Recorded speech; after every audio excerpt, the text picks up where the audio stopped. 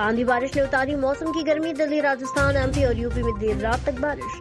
3 से 4 डिग्री पारा गिरा। बिहार में ऑरेंज अलर्ट।